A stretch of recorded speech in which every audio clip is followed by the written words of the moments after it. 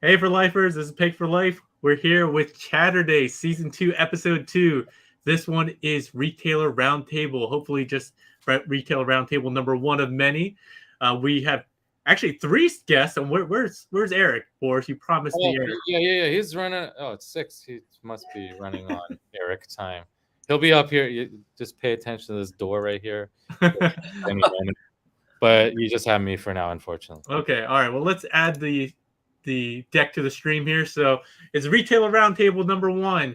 The two guests we have right now, and the third coming soon, is Toy Dojo, Eddie from Toy Dojo, my sponsor. A lot of you know him. He comes into some of the live streams sometimes. Say hi, Eddie.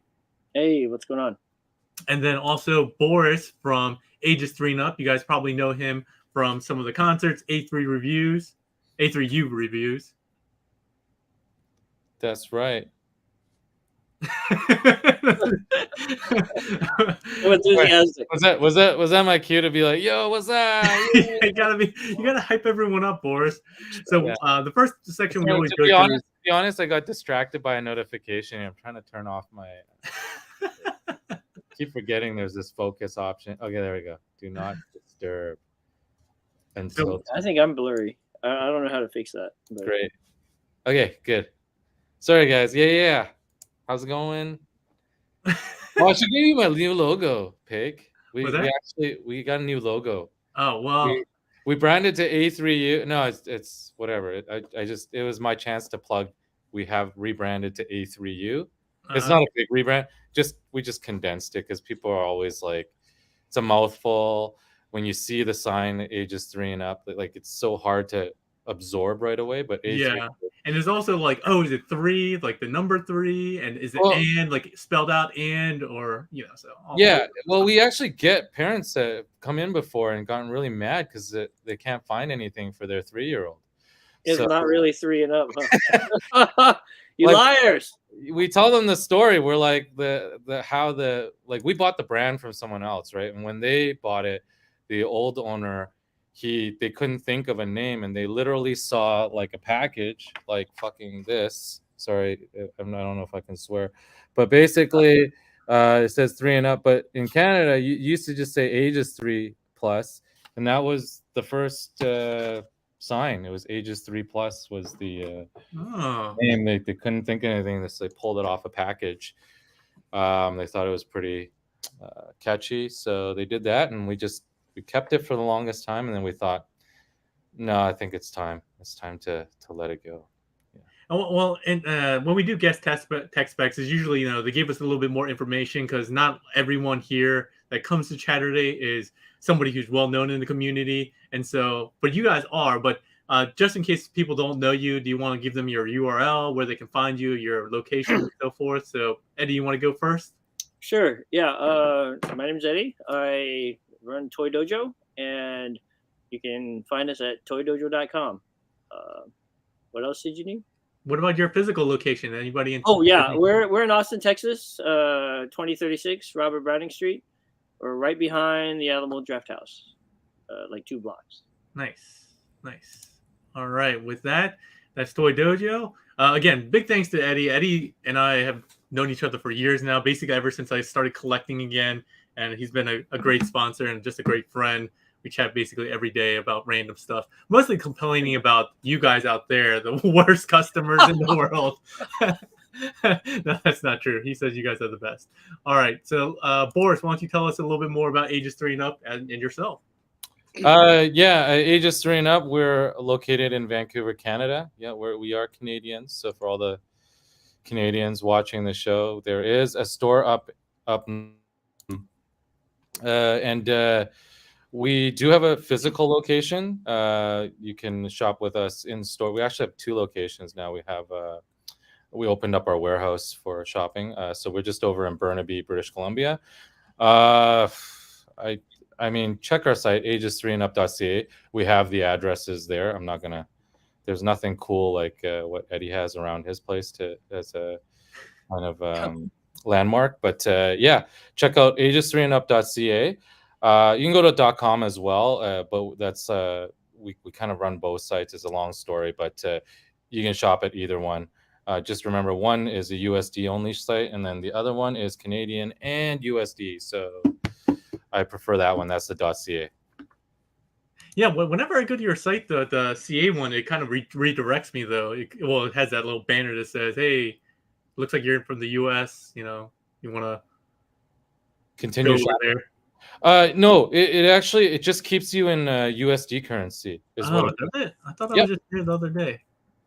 Nope, it doesn't send you anywhere else. It's our international site, so it'll basically, it's new for us. Okay. These shopping carts that we used to use, they would lock you into your home currency, which was very annoying. So you had to choose. And for us, when we first started, USD used to be on par with the Canadian dollar.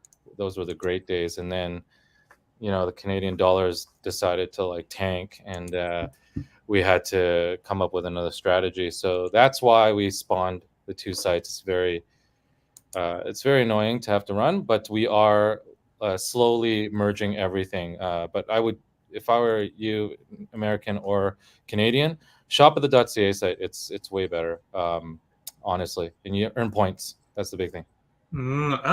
See, Yes. I didn't even know that. Yes. So but is it because the Canadian dollar is so crap that if we shop there, do we get a better discount, better price? I know. I mean, yeah. No matter what, because the U.S. dollar is strong, like you guys are always like gonna get stuff at a good deal. Like your guys' prices don't change, but for us, once our dollar tanks, everything just goes up like $10 a piece. So it starts getting really kind of crazy. But you'll find that there are some things, if we had priced it to begin with in Canadian dollars, then you're going to get a little bit of a break on it because you got the stronger dollar. But most things we price according to the US dollar anyways, because that's what we get solicited. We have to pay US dollars for. Oh, gotcha. We did get a question and a donation, super chat from I always forget. I don't know how to pronounce the beginning part, but Xenomorph, he's a regular here, donated $5. He had a question: have any of you guys gotten the Star Toys Blitzwing yet? We have not. We have them on pre-order, but I've only seen prototypes of it. I was offered it, and then I was kind of stupid, and I said I don't know anything about this, and I just didn't get it. So you have to buy it from Eddie, unfortunately. I mean, I could get it now, but now I'm way too late. So yeah, it was kind of dumb. I do. Well, I don't know. We'll see. Yeah. Let's see how the QC is on this. I'm always worried about new brands. We got a fan here, Baker Gin, also regular. The storefront is great. I always try to drop by when I'm in Austin. Eddie's great, kind. Thank you, sir. Oh, there's Eric, and then last but not least, we didn't have him here because they didn't tell us. But Eric from Madhouse Toys, you want to give us a little bit of background on who you are, Eric? Not really. Well, my name's Eric. I started off with Madhouse Toys, out of Toronto, Ontario, Canada, and I now am with Boris here, working with ages 3 and up. And I'm one of those guys that's always around. That's Unfortunately for us. All right. Well, without further ado, let's just get into it because I don't want to belabor the point. Let's go ahead and get into. Usually, we do a bunch of segments, usually 5 or 6 segments, but this one is so important for us to really focus in on you guys and having questions from the audience as well as myself. So we're gonna kind of keep it pretty tight, and we're only gonna do a couple segments. No, this is not right. Oh, see this. The way that this works is not. Hold on one second. I like the haunted house theme. I know. Hold on. Let me remove this. The problem with this is that if you try to do it from there, it skips all the transitions and stuff like that. So let me see if I can do it this way. Okay, there we go. Here, we'll do it this way. So let's skip through. See, transition. So first segment that we have is called Story Time. Story Time is actually just an area where we get to really tell a story about anything. But I wanted to use this opportunity to give a little bit of background on how I met you guys, first time I met you all, and then maybe you guys can elaborate on your opinions on when we first met. So I first got back into collecting in like the I want to say like 2015, 2016. You guys have heard the story where how I met Eddie. I was a customer of his. He gave me like ridiculous customer service. Like he forgot to ship something. Like one day it was like I ordered on Saturday and he was like, "Oh my gosh, I forgot to ship this. I'm sorry." And it was like Monday, and I was like, "That's no big deal." And then I just started doing reviews, and that's how I got sponsored with him. But the first time I met I think both Eddie and Boris, and maybe even Eric, was TF Con. I don't remember if it was Chicago. I think it was Chicago. Chicago. Yeah, Yeah, we- I met you guys there, and Eddie Chicago, was like, "Yeah, do you want to come help?" And I was like, "Oh, yeah." And I haven't done one of these before, and it was kind of awkward the first time. I'm like socially awkward, so come in. And I think the first time we met, I think I bought like donuts or breakfast sandwiches for everyone, just to say like, "Hey, I'm a nice guy. I'm not weird," and stuff like that. And that's how I got to know them. Ever since then, whenever I can, go to shows, help out like the crew, the circle of tables that you guys always get between, it's usually Toy Dojo, ages 3 and up, Madhouse, and then usually some mix of, back in the day, it was what, MMC, Fans Project, Make Toys, and they were all kind of grouped together. The golden age of Yeah. third party. Yeah, the early days, right? So I remember that was how I remember meeting you all. But I actually wanted to transition and ask you guys, what were your first impressions meeting me, and was it as you expected, or was I a lot weirder or anything like that? You were so much more romantic back then, bro. You're like, man, no more romance. No more. Henry is still great help. The first time I was actually like super impressed. I came down and I thought, oh, I'm like late. And then Henry was already there and the tables were all like, he had like taken off the tablecloths and like things were up. And I was like, oh shit, get this guy at all the shows now, man. Come on. Yeah, that was my impression. I didn't think you were awkward, man. I thought you were. And then ever since then, it's just been downhill, right? Pretty much, yeah. Yeah. Pretty much, yeah. I'd say so.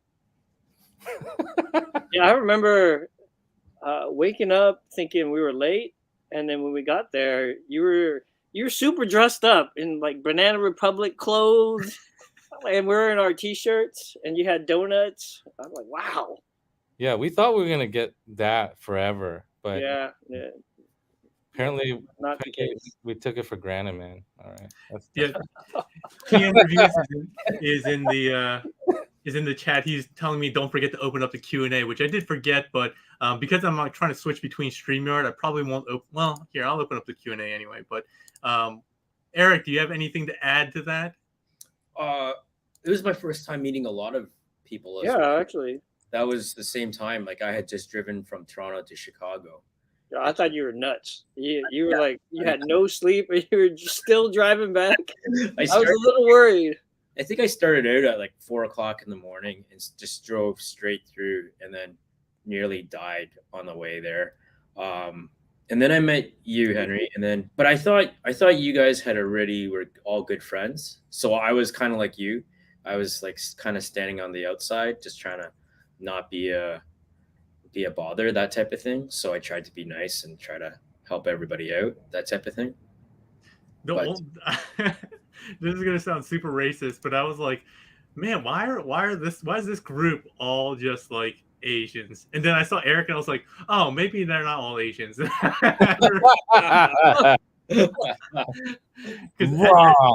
Wrong again. I want to, hey, live chat, I want everyone to guess what ethnicity that Eric is, and we'll come back to that later. All right. So that I just want to do a quick story background of how we got to know each other. Let's go on into the next section here. And you saw it earlier, but I actually want to hear some horror stories. I hear these all the time. Horror stories, whether it's about distributors or customers more often, or even maybe competitors. Are there any horror stories that off the top of your head that you can share with us that will, lighten up the mood? They can be funny, they can be serious, but I really want to. I think a lot of people, I take it for granted, but I get the inside details. I really want to hear some horror stories. I think a lot of others will too. Yeah, I mean, you guys watch like mean tweets, right? Like, Yeah. like imagine that, but those are our emails sometimes. Like we get mean emails all the time. And it's like so I mean, I don't even know where to start. There's like so many horror stories, but I mean, there's one that I was just telling a customer today. I was one that stuck out in my head because some customers are like, they're like, whatever, these are toys, they're just toys. But for other customers, they're not just toys, man.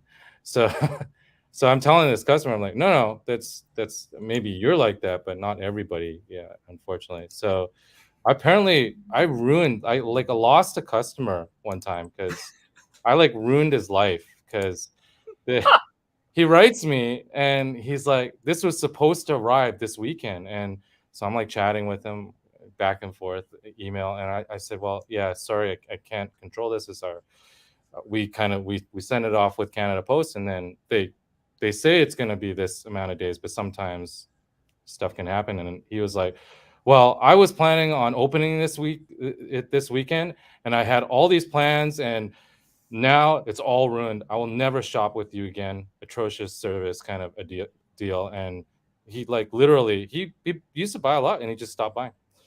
So I'll get crap like that all the time. So wow, that's from like a longtime customer. Yeah.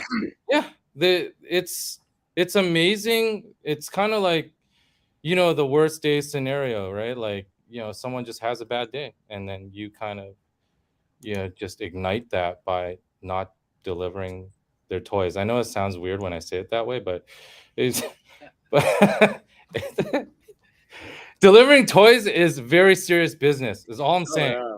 You cannot mess up. So when you said that, that kind of triggered me to think about this too, Henry. When you said that Eddie you were like, what's this guy's deal? Why is he apologizing? It's fine. It's Monday.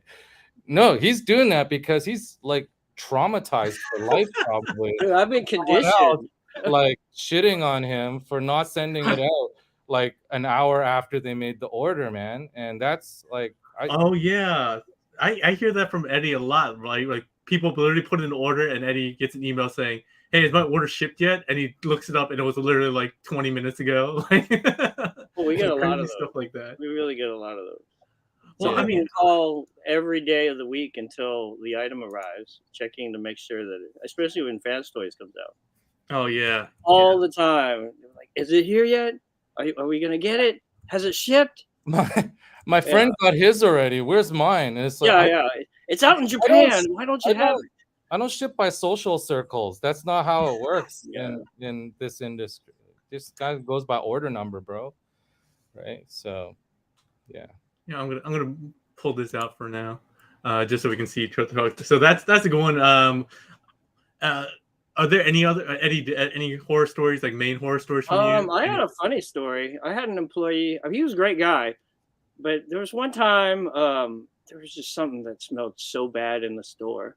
It was horrible. It smelled like poop, and I was like, "Dang man, did somebody drag something into the store?" And I had customers check their shoes, and everybody's fine. And then I hear my employee like, "Hey Eddie, it's me." And it turns out he like stepped in poo and just dragged it all throughout the store. I mean, I have this thing. It just drove me nuts. And so I'm like, hey, can you go outside and just clean your shoes out? And instead of, so what he does is he goes outside and he's in such a panic. He starts like wiping the crap right in front of the door. I'm like, oh, dude, don't do that. Take it to the street. So yeah, that was a horrible day. I wouldn't let him go upstairs to use the restroom. I'm like, dude, you gotta make sure that stuff is clean. It smelled so bad. We had to spray peppermint throughout the store. Not exactly what I was expecting when you were Well, gonna. that's one of my horror stories. That is a story. Little does Eddie know that 15 minutes before that, I was on the phone, be like, "Hey, I need you to do me a favor. Go to this Step store in crap. named Dojo. I need you to step in this big bag of crap, and then go to this store named Toy Dojo." Oh, he was an employee. Oh, dang. Okay, well, I think he was just so worried. He just starts cleaning. He left the poop in front of the door. I'm like, don't do that. Yeah, nice. that's fun. I mean, I have a lot of distributors horror stories too. Sometimes they'll ship it with the wrong service. I mean typical stuff. Yeah. Well, I mean, like you A lot guys of get headaches. allocated a lot, right? Like, especially with a lot of Hot Toys, you get like not Hot Toys the thing, but like not the brand, but Hot Toys meaning just very popular toys. You guys will like order 50 and get like 2 or something like that. Yeah. I mean, I think that's across the board. When it's something that's high in demand and they can't make enough of it, or it's a limited edition item, we'll get allocated. Hmm. Yeah, and then missed ships, like that happens a lot. Sometimes carriers, FedEx looks like they left some of our stuff, like during the Christmas holidays, they left some stuff out, and it got like super wet. So Oh, yeah, that happens a lot. I had like rumbles that were like the boxes were so soggy. It was like Oh. it was like sheets of lasagna. You know, lasagna. That's like I was like I can't. There's no way I can ship this out. Like people I actually I received a Make Toys shipment once, and I think it was right next to a shipment of perfume or cologne or something that broke, and it was the whole box was just coated in this weird, I mean, smelling cologne or something, and the whole store smelled so bad. It smelled like somebody who was wearing too much cologne, but it was just this box. Or Make Toys makes cologne, and you just don't know. Do they really? Oh man, I got the wrong. Make Toys cologne. Maybe some of our collectors would do that. Makes sense. Oh, they What Smells like. Smells like what's this? What's Seeker? It smells like Slipstream. Yeah. What was the what was that one? Was it like DX9 or one of the Omegas? Got all of them got wet and then they had like paint spots on it. DX9. It was oil. They because the ratchets were so tight and they put grease all over it. Oh yeah, but I just remember everyone was complaining. We actually had to open all the DX9 Gabriels and check them because either the ratchets were too tight and they were snapping, or there's just so much grease all over the place that people. Oh man, you just reminded me of that. Who made that first the Jetfire? That was a horror. Daka Toys. That's a horror story. I'm sorry for dragging this up, and I hope, like I don't know who Daka Toys is. I don't know, like, but I know there's people behind it. So I'm sorry, but when I got this thing, it was like I held it. Not only was it like not very good, but it was like what you described there. I just remembered grease all over my hands, and I was There's like, grease. Some of the parts are like, the white wasn't really white anymore. Yeah. Well, I remember that. I talked about that before. Where like it wasn't like the figure was god awful, but because the price was like pretty cheap. I remember it being like I thought it was only like 120 or some $130, but for such a big figure. But the person, I forget who the designer was on TFW talking about like it was a second coming of Optimus Prime and stuff like that. It was gonna be the best figure ever, and it was so bad. And those like weird ratchets that they had on the ankles broke. Jeez, it was terrible. I still have some copies somewhere, but none of them were full. It's either like a leg here or missing an arm. Yeah, that sucked. Eric, any horror stories before we get into the Q&A? Not really. I mean, I never put up with that type of stuff. Like I don't get the stuff that Boris gets for sure. Eric just gets stalkers at the store. Yeah, I get stalkers. Got a stalker. Aside from that, I mean, no, I just never. My customers were always really, really good to me, so that was always good. Suppliers, I mean, no, most of the time, I'll rant and rave and stuff like that, just based on Canada Post or something like that, or UPS. But aside from that, I've been pretty lucky, knock on wood. But yeah, things have been okay. Hey, a special guest in the chat is Carrie. Carrie is Boris. You mentioned Canada Post. I do want to mention that we as retailers, we don't run FedEx or USPS or UPS. So when customers ask us, like, "Hey man, what's going on with my package?" It shows you try to deliver. That's not me. I'm not the postman. I didn't try to deliver it. Once we send it out, we just track it and try to make sure it gets to you. But I have no part in any of that from once it leaves to how it gets to your doorstep. People think we do. It doesn't matter what you say right now, Eddie. People are just staring. Yeah, it's like, hey man, can you redeliver that? Well, I don't know how to do that. You're gonna give me a refund, right? Still, it doesn't matter. You can give me a refund, right? Yeah, I wanted to call out Carrie Chow, this Boris's better half, the one who actually runs things and make sure you actually get stuff, and she's like the most organized person, especially when it comes to conventions. She has like a whole sticker system and an inventory system, like with the scanning. I'm sure like A3U probably would have gone under years ago if not for Carrie, right, Boris? I'm pretty she had to probably she had to run here from the other store to click on the link for us to even get on this live stream right now and then run back. So if that says anything, yeah. we just kind of show up. We wake up and we show up, man. And yeah. To be fair though, that's our wives usually are our better halves and always keep us on track. Thanks, Rusty Mechanic. I know Rusty is one of your customers, right, Eric? Yeah, he's a good friend. In Toronto. Rusty is a great guy. Yeah. He was my Chatterday guest of the year last back in Toys. I still have the box. That's what it was. Chronos. Yeah, everything said that it should be good, and I was so excited when I first got it. And then I opened it, and I was like, oh no, there's like parts. Yeah. And I picked it up, and I was like, oh no, what's on my hands? Yeah, we had a few of those. I remember, what was it? Spin out. Oh my gosh, that figure was so bad. Yeah, I felt like I had a big hand in that because I was like, I was in Austin at that time, I think, visiting, and then I was like, maybe. I think it was like, this figure is shit, Eddie. Like you're gonna have a lot of trouble. And you're like, you put a post. It was like, we can in good conscience sell this at $100. If you want, we'll sell it at a discount at like $60. If you still want it. And then like literally the next day, all the other retailers did the same thing. They just basically had to, just because you were like, yeah. It was so bad. It was. Hey, T-Man says, where's the shit at? Yeah, that's T-Man's hit it right on the nose. That's the kind of email I'll get. Sometimes not even an order number. Where my shit at? Like, I can. Oh yeah, that's the other thing. Can you throw me a, some people think we. I mean, just based on your name, we should know. Like, I'll get. Hey, I ordered something. I was wondering when it will ship.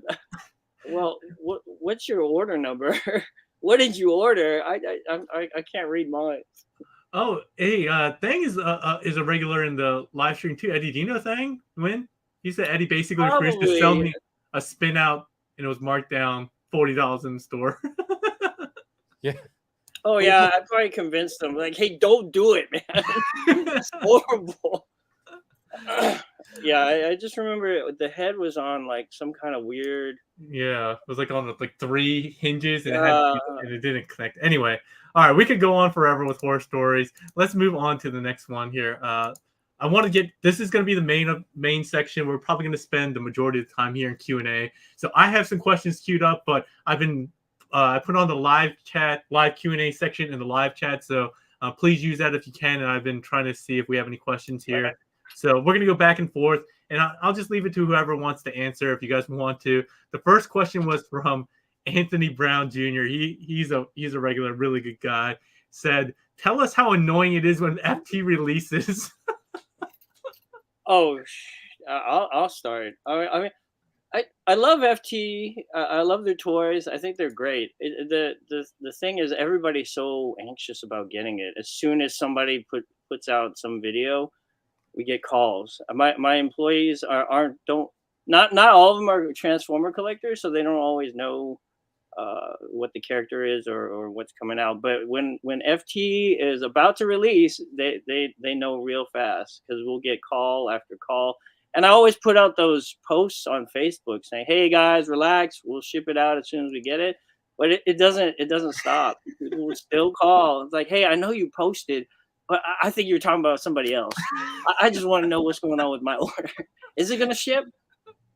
And it doesn't matter how many times I tell people, we get the call. It's like, "Hey, it's coming, right? Is it going to be tomorrow, the next day?" I don't know. Sometimes tracking is just off, and a lot of this is coming from overseas. So, and not only that, there was a time where we had a lot of trouble with shipping. Things would just come in, partially arrive, and when we fill somebody's orders, somebody will tell somebody, "Hey, I just got my shipping notice." And then when you don't get your shipping notice, we'll start getting those emails. "Hey, so and so got his. Where's mine?" And, I mean, we're doing our best. So Man, it you find usually it? happens with FT. Yeah, I was gonna say, is it usually the FT folks? Yeah, more it's than usually others? the FT folks. Okay. Everything else has been, I mean, it's manageable, but FT, we just get call, email.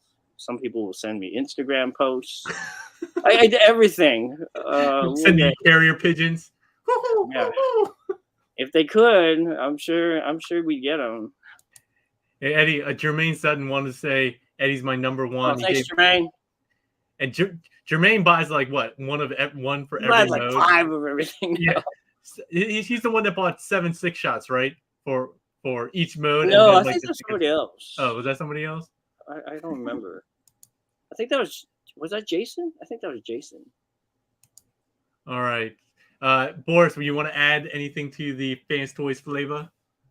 No, I mean Eddie said it all. Like, I mean, even if someone gets a whiff of like some sort of a rumor, immediately I'll get emails about, are we gonna carry this? I'm like, I haven't even heard of. Oh yeah, even pre-orders. Yeah, I didn't even think about that. Oh yeah, the pre-orders. It's not even like, it's not even pre-order. Yeah, and then I mean, Fans Toy stuff. It's absolutely honestly, any hot product, if it's hot, like the minute someone sees like someone have it in Asia, they're already like jealous, like shit. Like they're like, it's like fan envy immediately. Like, why don't I have it? This dude over in like some corner of Asia has it. Get out of a backdoor factory.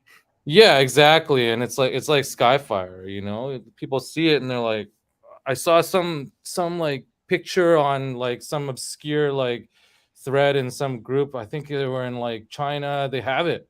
And it's like, okay. Yeah, it's coming. It's huge. It's gonna have to be on a boat. I mean, I think there's sometimes it's just like there's a disconnect, I feel like, with like how people if we could film the whole maybe you gotta come down and film the process. What Eddie does, what we do here. We don't have like, we're not Amazon. We're not like we don't have like robot pickers, fleet of underpaid, non-unionized like employees like running in the football field. Sorry, Amazon. Actually, I'm not sorry, Jeff. You're no, you don't have to apologize. Yeah, you got so much money. You deserve it. You deserve it. But yeah, honestly, like it's like 2 people like trying to like get out like hundreds and hundreds of orders, and like it doesn't go out at the same time. That's just impossible. But I don't, the disconnect.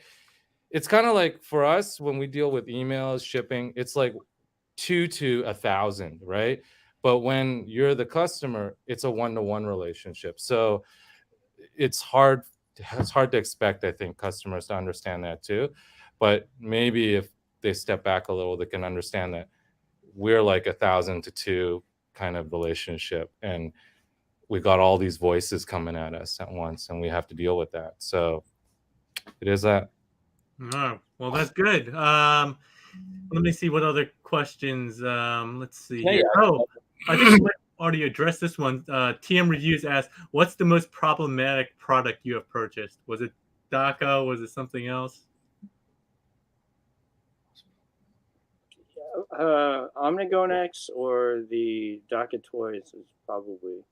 Well, MP Hound had a lot of issues too. I want to be careful here. Yeah, you have to you gotta be careful because some of these companies might still be in business and they're gonna be like, "Fucking Boris," he said, "My product."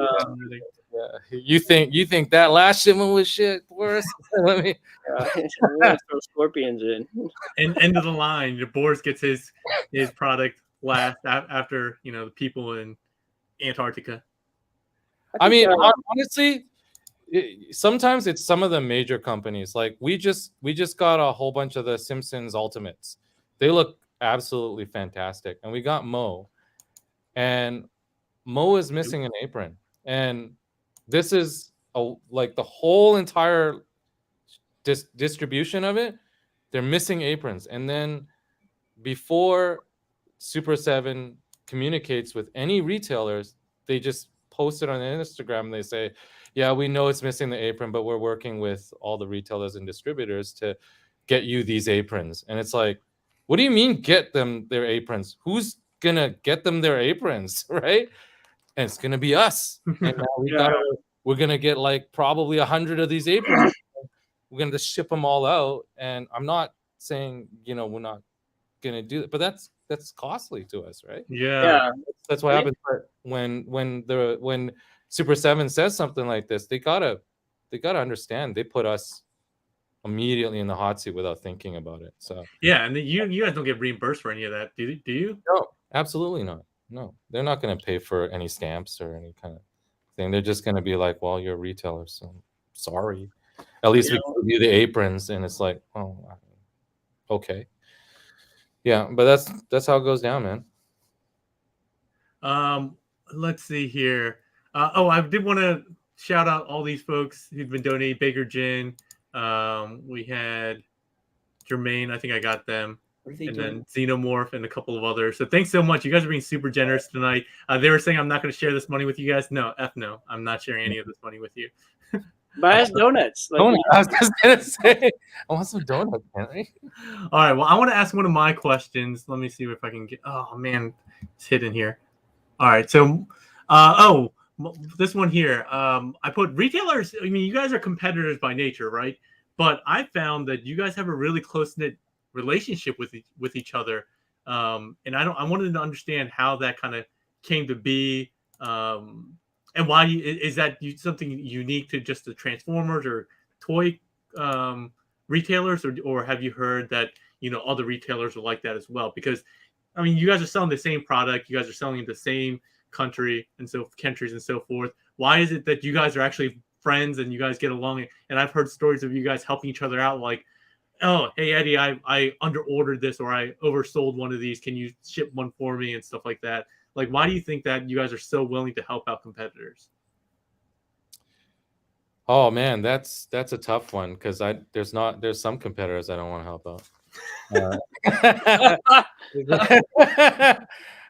Just being honest. I mean, it comes down to who people are. Honestly, Eddie's a great guy. Right from the moment I met Eddie, I knew he was like, there's kind of a line like we compete, but also there's just such a large market that it's how kind of you view things, right? I came from a web development background, so I came from a very open source, community based kind of atmosphere, and obviously service work is very different in development. There's always going to be clients. There's always going to be changing technologies. It's sometimes better to have allies than to compete to the point where, I mean, this ain't Wall Street, like stealing money from people. Like they just, stealing customer isn't to me such a thing. Like these customers are going to go where the hot products are. And when you have certain allocation and there's only a certain amount of a product, it really doesn't matter, right? Like once it sells out at one place, people are going to just jump to another place and get it. And the thing is, there's more people that want an item usually than there will ever be supply for it. And if it's ever a product that nobody wants, it doesn't really matter where you go, you're gonna find it. So it's kind of moot, and to be so cutthroat in something like this just doesn't really make sense. I mean, you've even got everything down to the level of, regional, right? Like in our city, I mean, there's already how many people in this city that you have to serve. You don't even have enough inventory to serve all those. So it's better to spend the effort to try to get new people into collecting as a collective than to try to grab the market of recycled customers. You know what I mean? It doesn't make sense. It's better to work together as allies to kind of invigorate the community, get people that never thought about collecting into collecting, than waste your time trying to, undercut or snub out someone with any kind of greasy tactics. And so trying to make the pie bigger for everyone as opposed to trying to fight over what existing pie there is. Absolutely. You gotta look at the big picture. This is a market. It's not, a zero-sum kind of game, right? Someone doesn't have to lose for you to win. That's just kind of a stupid mentality, in my opinion. So those would be the competitors I wouldn't want to help out. Right? I didn't even think about a lot of that. So yeah, Eddie or Eric, do you have anything to add to that? I think that the market for a lot of this is just big enough that we don't. I don't have to fight for. I mean, I don't want to fight for, like, give me that customer. I want all your customers. I mean, this just makes life so stressful. I think the benefit of having a better community is that more people get to enjoy actually shopping wherever. And honestly, there's a lot of customers that will grab from whoever gets it first. So I mean, it's why do I want to put down any of the other competitors just to grab a couple customers? I'd rather just be stress free and work with everybody. And we've actually built a pretty good retailer community where we share, like, troublesome customers or like fraudulent, like there are like people who try to cheat a lot of customers or a lot of retailers, and I've actually built friendships with other retailers because we have this similar problem. Do you guys have a black book that you guys share, like a Google sheet? No, we just can't share with you guys. Oh, and it's even here in Austin, there's a lot of anime stores that sell the same product, and whenever we sell out of something, we'll send people over there, and they'll do the same thing. So it's there's no point in trying to, like, don't shop with them, just shop with us exclusively. I don't see the benefit in that. Yeah, me neither. I mean, we actually had to deal with that because we actually, when we were back we used to have a shop in the mall, and that's what happened to us. We actually had a small competitor, didn't even really carry all the same things as us, and I don't know what caused them to be so cutthroat, but little did they know, they actually stole our spot, is what happened, and they did it kind of behind our backs, and they got us kicked out of the mall. Luckily, that didn't kill us because that's what they intended to do. They signed a non-compete clause with the mall too, so we couldn't even get another spot in the mall. We couldn't understand what kind of toy store would do this. Mall was tight-lipped. They kept telling us, "Oh, it was me." It was, yeah. We can't. Starts with a T, and it's yeah. No, honestly, we didn't know. They just said there's a company that's selling the same things. I'm like, who would do this? We never thought it was, this store that was up the street from us, because we were actually sending them customers. We heard they had a good reputation. We're always like, no, you should go there. They actually, if you really want to, go to a serious trading card shop, they've got it all. We just only do this much. We focus on other things. And so at the end of the day, we found out it was them. So did the community, and the community actually reacted really poorly towards them for it. And what's funny is they actually lost a lot of customers they didn't know, because a lot of those customers we sent them. So those customers actually ended up getting really, turned off by that, because they're like, this is crap, right? This is just a pastime. Why would someone want to limit the market like that and like try to snub out a completely whole like entire store for what? Yeah, What? especially another small business, right? Where it's, you know, Yeah. somebody's livelihood. It's not like you're trying to kick out, you know, again, like Walmart. a Walmart or something like that, where they'll be fine, you know, if one store closes or one location closes.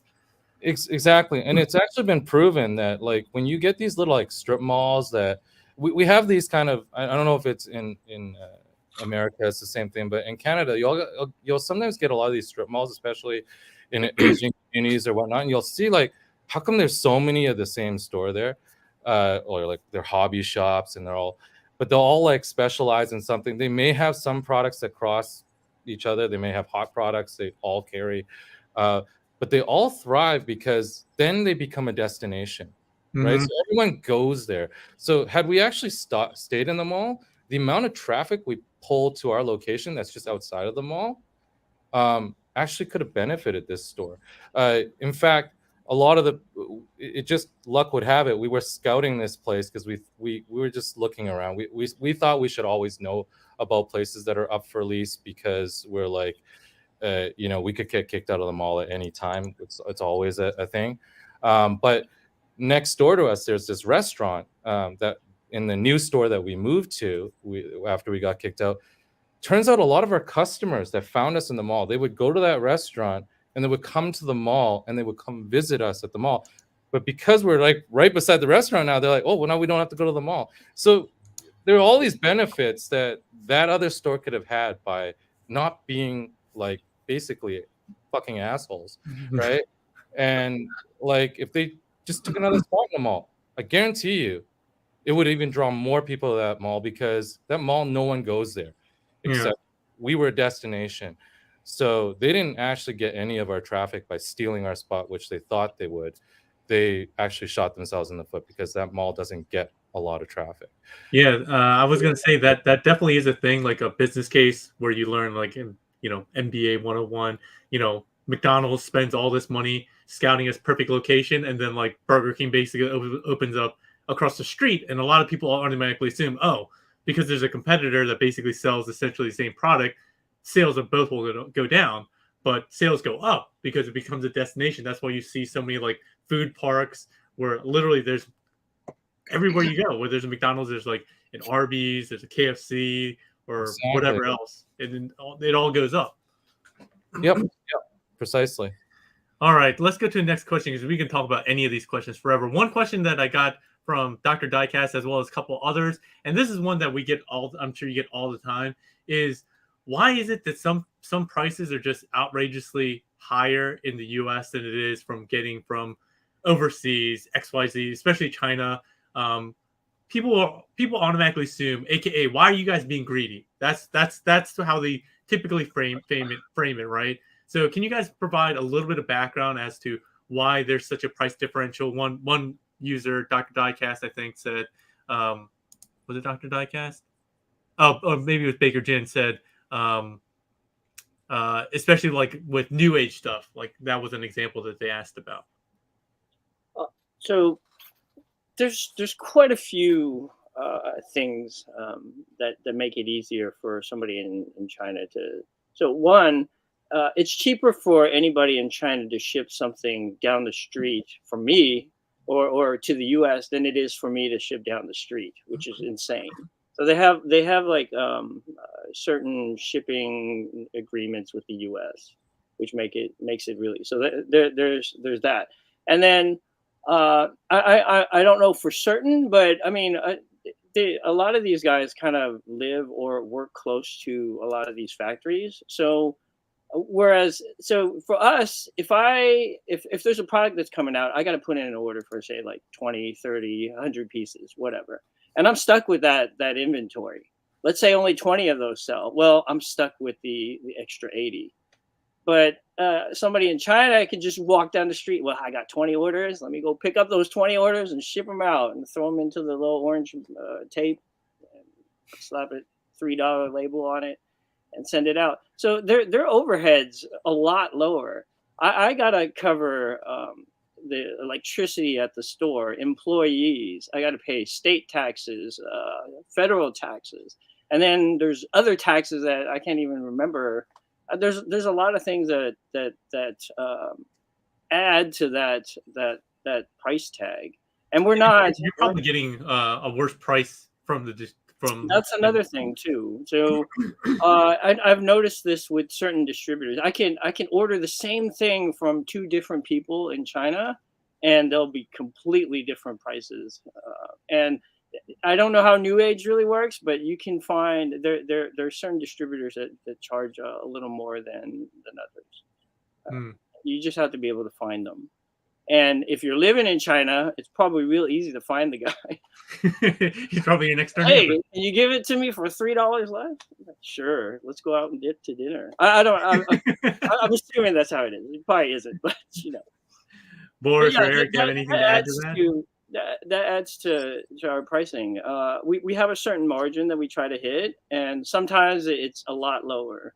I mean, I can tell you right now, third party and transformer items is not a high margin business. Oh yeah, somebody was asking. Grimlock said 1-to-1 margins, right? Yeah, and yeah, like people are always shocked because I think you said the shipping from China, doesn't the Chinese government like subsidize exports to the I don't know US? if it's the Chinese government. Somebody subsidized something. Yeah, but it's crazy. Boris or Eric, anything else to add to the story? Background? Oh, yeah. I mean, it's true. I mean, the charging of prices for figures, it's a lot different in China than it is in North America, right? We do not let's be serious, okay? If you're getting it from your next door neighbor in China, they're going to give you a much better rate than they're going to charge somebody in North America. Okay, look at the cost of living. Someone had mentioned that cost of living in China is much more affordable for them, or whichever way, so that they can actually afford that. You can't charge somebody $100 for a figure in China if the cost of living is really high. They're not going to be able to afford that. So, that item, is going to be charged less for the people in China. And those guys in China will just take it and sell it to North America because the US dollar is much higher. So they're making a lot more money for the cost of living in China. Comparatively, yeah. Money back, right? And obviously, looking, and I keep telling everybody this, anybody who wants to open up a toy store, because they all come up and say, hey, I'm going to start selling toys. What do you think? And I say, you're absolutely freaking crazy. Right? Because I mean, look at the way we dress. No offense to Boris. What? I'm dressed in the same clothes every freaking day, right? Oh, man, I'm sorry, Boris. And it's got holes and it's like, guys, I only do that with my underwear. It's like you don't see me. Yeah, just change it inside out, right? That's right. But you don't see us wearing fancy clothes or all this stuff because it's not there. Can't afford it. It's not there. People are absolutely nuts if you think that we're making so much money and being so greedy. Well, I think that I've been buying gold bullion and melting it down so that I can coat my car in gold. Right. So I don't.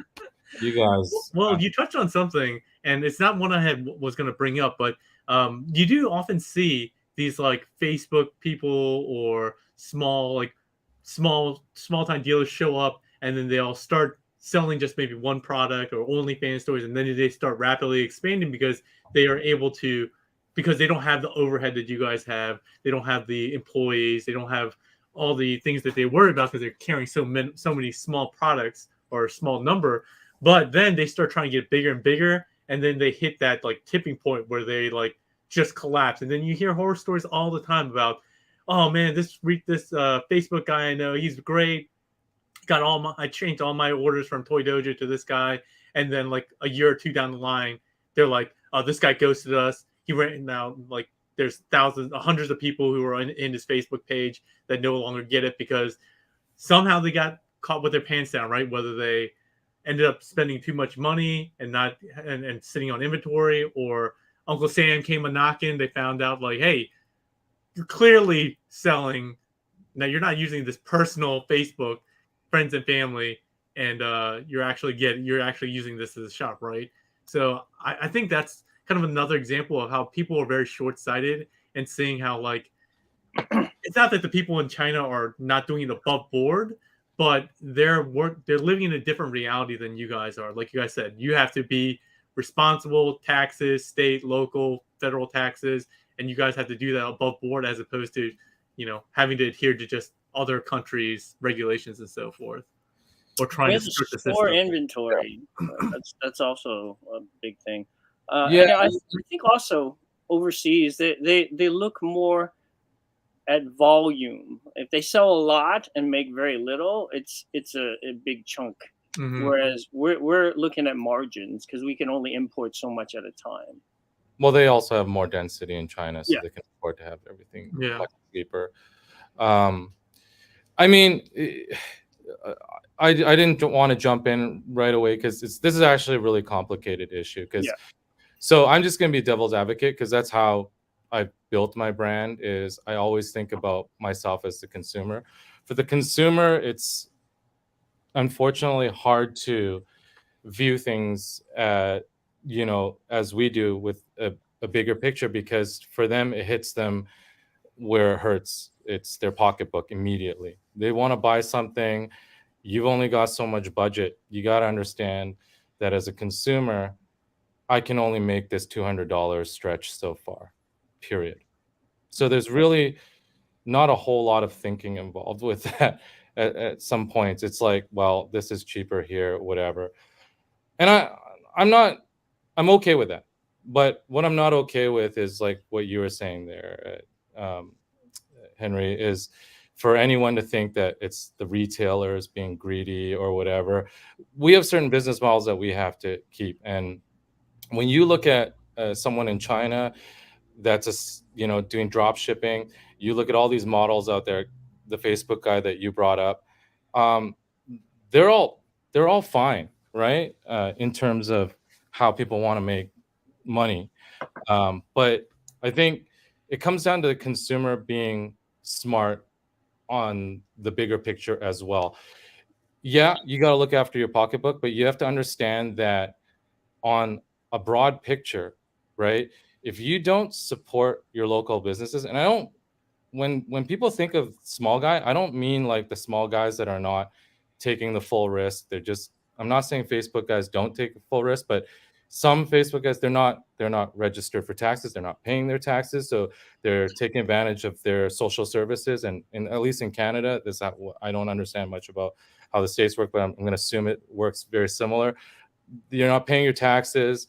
You're taking advantage of our social services. Someone's got to pay for it, and we're paying for it, right? So the small guys really are your backbone. Like the small businesses in this country, in North America in general, US and Canada, they support a large part of this economy not collapsing, right? So you start snuffing them out because you can save like $5 or $10. It's really not worth it in the long run. And you look at China, how they actually take advantage of our system. It isn't even that they can go to the next door neighbors and sell stuff for cheap. You know that China's postal system, why it's so cheap for them to ship to US and whatnot, is back in the, when they started this whole postal system, global postal system, they designated certain countries as third world countries so that they could be subsidized by the first world countries so that communication can get everywhere. Okay, so it was done as a subsidy by first world countries that wanted communication to flow. China is now by far one of the largest economies and strongest economies in the world, and they still take advantage of this third world country designation, and that is fucking completely unfair. They also ship stuff into the country and don't pay any taxes whatsoever, right? All the US companies that I know that are legit registered, they have to pay their taxes. And none of that money goes back into addressing anything with your guys' deficit, with us in Canada, same thing. None of that. It all goes into China's pocket. So think about that when you're buying something from overseas, right? If you really do want to have an economy, moving in the future. And this goes for any products, not just toys or whatever. So you do have to be a little bit smart as a consumer at the long game as well. I mean, getting a deal here and there, no one's against that. We can only spend so much. But do understand that supporting your own economy isn't just like something. Supporting local isn't just some word that people throw around, right? Like really understanding it is, knowing that you are actually putting money into companies that are enriching the country you live in. So it is something really important. Well, that's really good. That was a really serious one. I'm gonna actually just saw one come up that's really weather funny. balloons over A3U now. Yeah. Oh, totally. Yeah. I swear they're recording all my WeChats and everything. They're like, this Boris guy? Oh, that's a You want us to pay? No, we're not paying for your country. WeChat, they definitely got you there. I got a funny one here. So most of these were really serious, but this one from McLuiter G says, Pake, Boris, Eric, and Eddie all survive a plane crash on a remote mountain area. No food survived the crash, and you are hundreds of miles from civilization. Who do you eat first and why? Oh my God. I'm just gonna put it out there. I'm pretty skinny. There's not a lot of meat on here, so I don't recommend you guys eat me first. You guys can eat me. If I'm stranded and just you guys, Henry, you're spicy though, man. I like the little spice. Hey, hasn't anyone had duck wings before? There's not much meat on that. That's true. Yeah. Okay, really quickly, I want to get to this one because this is one from Dr. Diecast. He asked a couple of good questions. I can't get to them all, but this one was about exclusives. Can you guys shed a little bit of light into the process of how exclusives come into formation? Like, do they reach out to you? Do you reach out to them? Is it a mix sometimes? And like, what are the things that have to go into consideration when you guys do exclusives? Because I know you guys have all done exclusive, either independently or in partnership with as a group. So can you guys shed a little bit of light on that without, getting yourselves in trouble? Well, Eric, I do a lot of drinking first. And then, no. I mean, for me, for when I was doing an exclusive, I thought, hey, what would be cool? And then I consider childhood stuff. I consider how kind of like a hook, you know what I mean? So, for example, the Santa Claus from KFC, right? The Ono I made.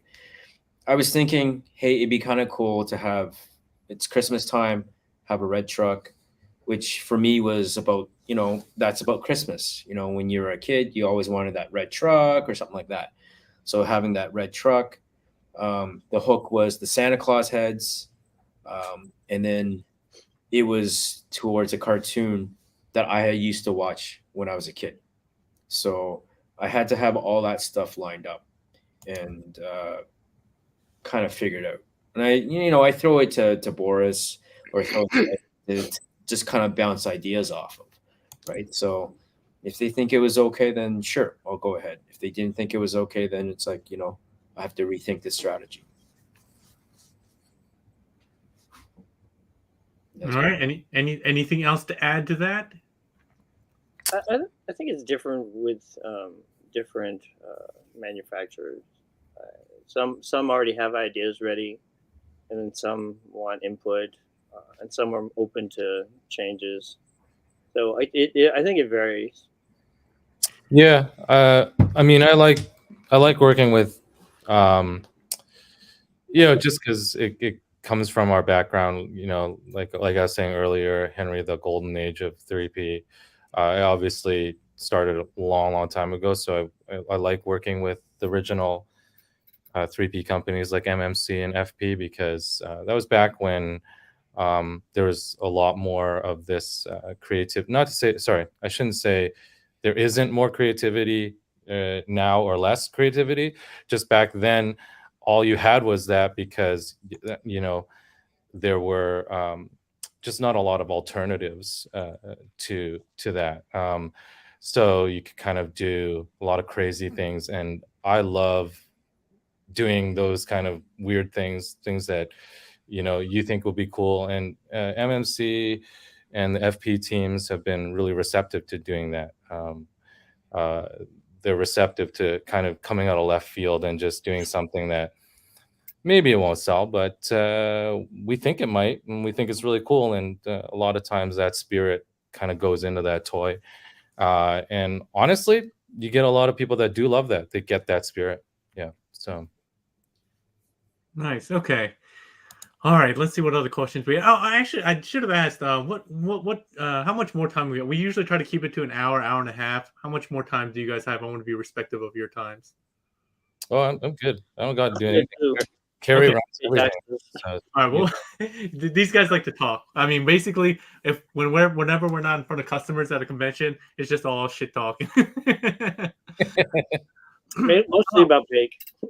Here's one question I put out. So, real talk here. So, when it comes to reviewers, whether it's like written reviews, video reviewers like myself, Instagram, whatever it is, do you actually think reviews help or hurt your sales? Why and why not in either case? well, I think it depends on who you consider as an influencer. But I think in general, review culture. Oh man, I hate this because I do reviews myself. It takes away from, back in the day when we were kids, you looked at that freaking little like picture on, a catalog and you were like, oh, that looks so cool. And then you get it. And pretty much it's like, if it sucked, man. You had you had to make that thing good. If it, but if it was great, it was like, oh my God, you got to experience it. I think reviews kind of take away from that a little bit these days. But at the same time, I mean, you don't have to watch reviews either. So I do think it's informative and it can help if you are spending some money that you don't necessarily know that you want to give up. And so yeah, it can actually really affect sales if something really sucks and some influencer says, I don't really like it, right? And I'll hear it. I'll hear it in the store. People will be like, "Oh, have you watched this review? They said there's like all these problems," and I don't know. I have to just say, "Hey, here, check it out. You like it? You should just buy it." I would say it definitely affects sales, especially when somebody finds a problem.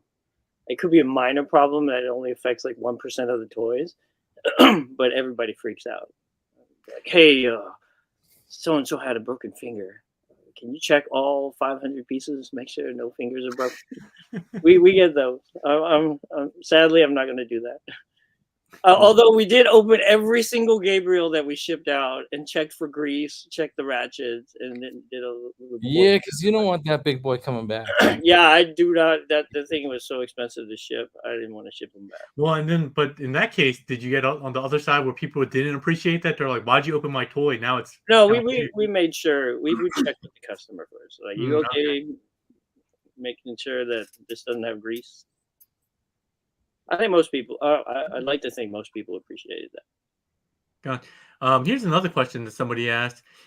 Because you guys talked about, right? You guys got to manage inventory. You got to manage your cost. How do you make a decision on like a figure that some people are asking for, but you haven't pre-ordered it? Like, for example, that Blitzway. Like, how do you make those determinations? Like, do you watch reviews, or is it just based on reputation or your relationship with the actual manufacturer or the distributor? Do they give you opinions? Like, how do you make a call on what to carry and what not to carry? I wish we had like industry reviewers that we could watch and then just pull out from our supply and tell them, no, I don't want this. Hey, go to China. Yeah, I'll just cancel my 100 pieces, please. Yeah, We can't do that. They won't. Great though. Yeah, that would be great.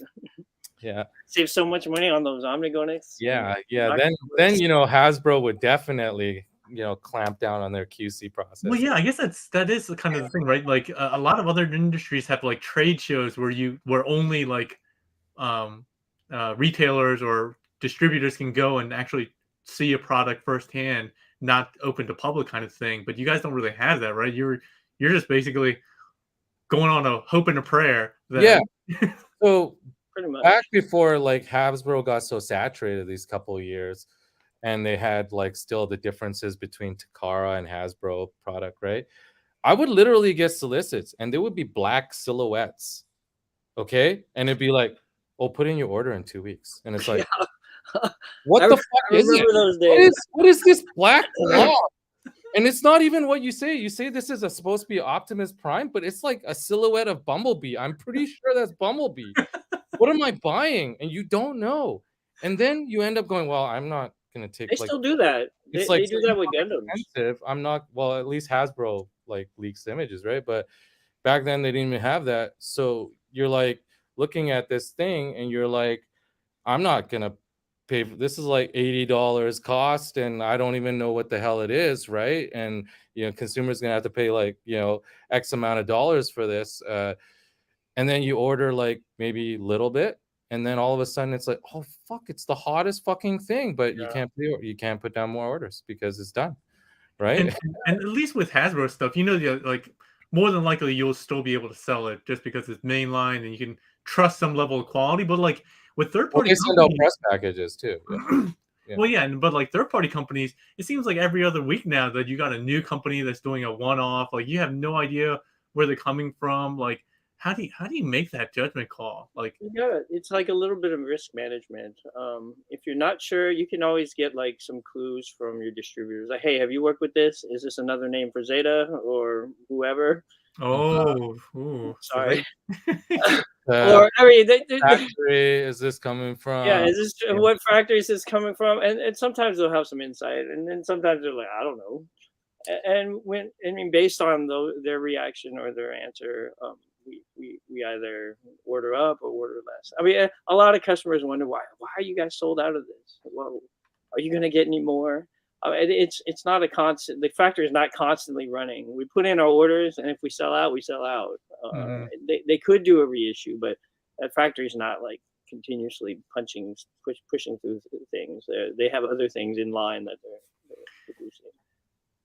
Another question that was submitted, I'm going to kind of make it a little bit more generic, but have you ever dealt with companies who basically threatened to no longer sell to you if you carried another specific product or another specific company? Like, especially in the case of KOs, those are more and more frequent as a original company, whether that was Hasbro or one of the big companies or a third party, basically put pressure on you to say, hey, if you carry this product, you're never going to get a future product from us again. Yes. I don't want to go into too much detail, but yes, there have been companies that have. I mean, we do our best to try to offer everything that to be fair, but there have been. I mean, there's certainly companies that don't understand or try to throw their weight into things. But, so yes, I would say yes. I've been threatened by other suppliers, saying if you get from another supplier, we won't. Oh yeah, that is. I have to sign documents. Yeah, I'm like prevent you from purchasing from other places. Yeah, so there's that. I mean, like non-legal binding. I've definitely been just verbally kind of told, oh, if you get from this, we won't sell to you anymore. And, good luck trying to find out if I did or not, right? So that weather balloon, watch out. Yeah, that's true. That's true. You can find me on WeChat if you really want to find out. Let's see what other ones we have here. They have some other good questions. Let me see if any of their questions are as good as mine, because I've been focusing on theirs. Let's see. So we've been focused on some of the more negative side. A lot of these, dealing with customers, horror stories. But you guys got into this for some reason, whether it's the joy of collecting yourselves or for other reasons. What is your favorite part about being a toy retailer, and what keeps you going aside from putting food on the table? Are you asking at the wrong time? There are actually many things for me. I got into it because I actually wanted to get into manufacturing. I just didn't have the know-how or ability to do so necessarily when I first kind of got into this. So I didn't I didn't actually want to run a store. I didn't get into doing the store stuff. But then someone was selling this brand, and I was actually a web developer, so I like doing e-commerce stuff. So I actually naively thought, okay, I'm gonna just not buy any of the retail stock off this retailer, and just gonna take all the online properties and all of the contacts, and I'm gonna just buy certain things. In fact, Aegis 3 and up, at first when I took it over, it sold everything. I cut off all the lines except for what I knew, which was Transformers, and that's all I did. And then what I did was I thought that I would just build e-commerce tools for it. So I actually had a lot of fun. I like how retail works. I like coming up with cool products and seeing how people react to it. I like that kind of feeling. But it turned out that this industry is actually, it kind of sucked me in a little bit more than I thought it would. And then it led to kind of working with some manufacturers, which taught us a lot about the process. And that for me is actually, it's pretty exciting. It's exciting coming out with products that people are really receptive to and really like and appreciate. Yeah. And that kind of answers one of the questions, at least for you, Boris. Like, well, Anthony Brown asked, "How did you get started with your business?" So, got a little bit of 2 for 1 there. But what about you, Eddie? You were kind of negative, I mean, no, I actually like the shows that we do. Seeing Boris, you, some of the other guys that show up at TFCon, BotCon, all the conventions. I think that's the fun part. Getting to meet some of the customers and actually talking to them about stuff. It's just the handling the day to day that sometimes gets stressful. Well, yeah, I always find it really surprising the amount of people who are just like that you see, and you're like, "Hey, it's good to see you. How is your personal life?" There's some people that you really know on a personal level, outside of me, but a lot of customers you don't know on a personal level about their families and stuff like that. That they just opened up a new law practice. Yeah, I think this is therapy. A lot of customers come in here and talk to people or just talk about toys just to escape from whatever they're trying to escape from. well, I think that's also interesting because in any kind of hobby or community, you just get like a gamut, right? It's not all everybody who does the same kind of job, does the same kind of life, same kind of hobbies. You get people who, are like young kids who didn't even grow up with Transformers that just got into it later for some reason, maybe from the Bayverse movies or maybe not. And then you have like really well-to-do people who are doctors and lawyers and billionaires who are still into this for some reason. And it's just all cool that you can get connected on a similar passion and be able to still connect at that level on ways that you might not normally be able to connect. So let's see, we had some other good questions. Let's see here. Oh, this is a really interesting one for Baker Jen. He says, do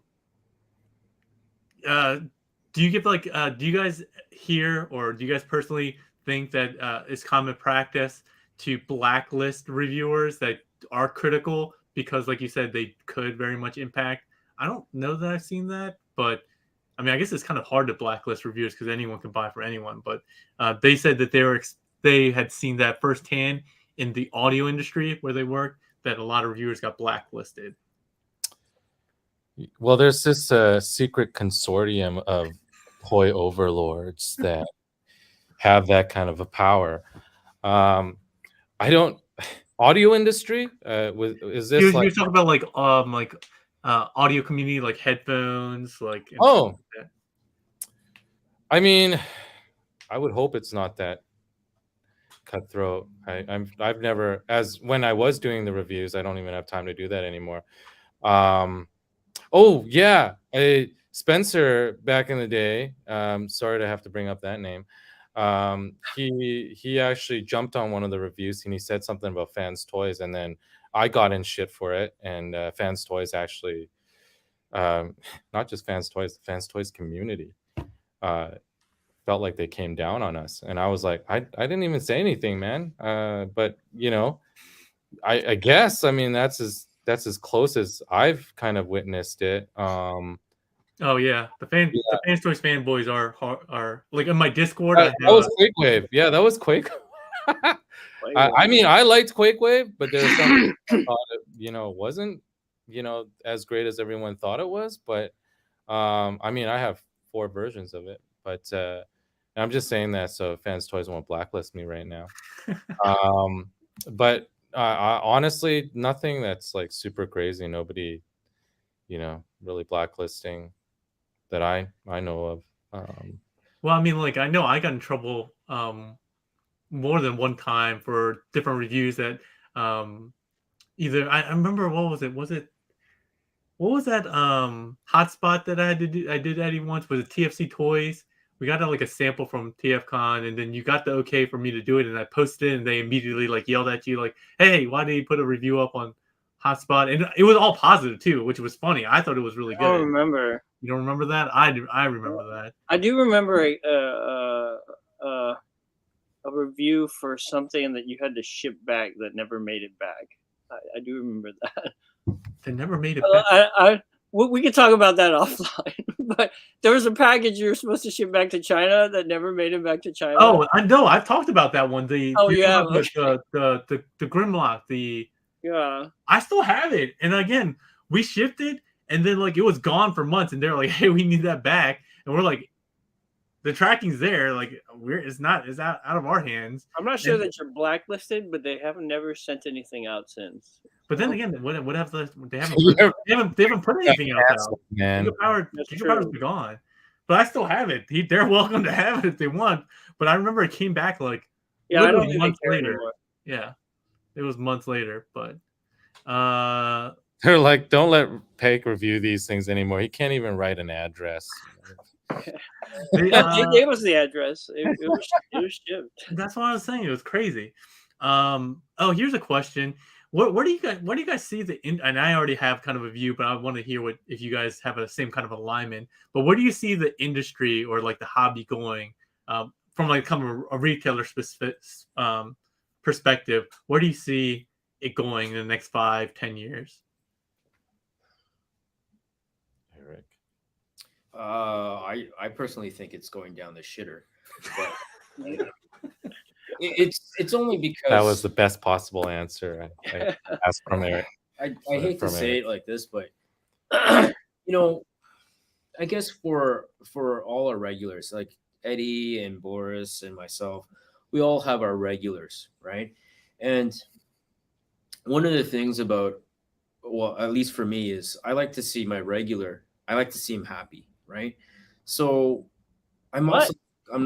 Yeah, I know. Seriously, I don't. I try not to blow smoke up their ass about products, right? So if there are products that are coming out that aren't great, I'm not gonna push them towards it, right? I'm gonna tell them how it is. This product isn't that great, or this is this, or this is that. You know what I mean? So, and I think with so much product coming out these days, there's a lot of saturation.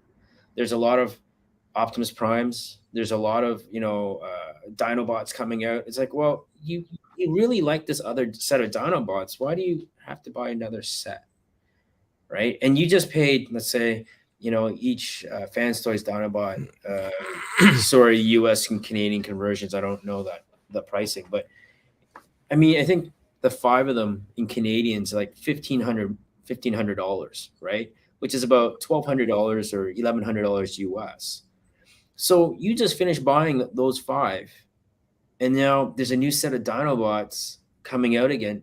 I'm not going to tell them, hey, drop those Fans Toys ones and go buy this new one because they're newer and they might be, updated type thing, right? I'm not going to do that. And I think that's why it's kind of going down the shitters because, these companies are still fighting for the same pie, right? They're still trying to redo and rehash it again, make it a different color, add a little extra head to the, or facial feature to the robots. And it just, there's no creativity anymore, right? So most of the market's still on G1 in one way, shape, or form, maybe just a different scale. No. And there's like Transformers Energon, there's like all those other storylines that they could try to work with. Just Well, I always gave MMC credit for jumping on the IDW more than meets the eye line, right? Just because, admittedly overseas, which is a large market, it's not as popular there, that story, but they still went out of their way to, try to carve out a niche that wasn't G1 done again or something like that. Yeah. What about you, Eddie? Do you have a view on what's going to happen with toys retailing in the next 5-10 years? I think a lot of companies are trying to go direct to consumer. So I think stores like us are going to be around because people will still want to come in, see the product, and check things out for themselves. But I do see a trend where companies are just going direct to consumers because one, they cut us out, and they take a bigger chunk of the profits. Yeah, Right. and technology makes it so much easier for them to be able to do Oh, that, yeah. right? And I don't think it's going to be complete. Stores like us won't be completely gone, but I mean, it looks like it's headed that direction. And that's what I've said in the past too. And obviously we see that with things like Hasbro Pulse and stuff like that, and P Bandai doing exclusives through them. The one thing I was gonna say about that though is, do you find that there are a lot of kind of like window shoppers who come to your store to be able to see the product and then immediately go and see if they can get it cheaper on Amazon All the time? Yeah, I mean, like, they're on their phones right away. Where can I get this cheaper?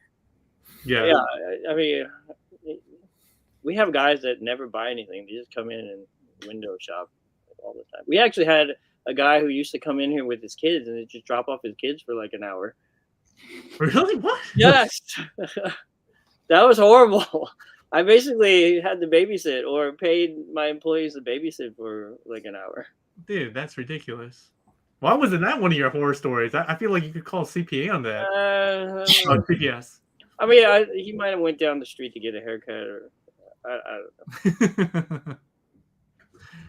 All right. Well, we're already coming up an hour and a half, and I don't want it to go on all night. Definitely had fun talking to you guys. So let's cut it off here for tonight. We had a lot of questions. I'm sorry we couldn't get to all of them. Obviously, that's just not possible. So many good questions. I tried to combine a lot of them where I could, and like I said, I even cut out a bunch of the questions I had.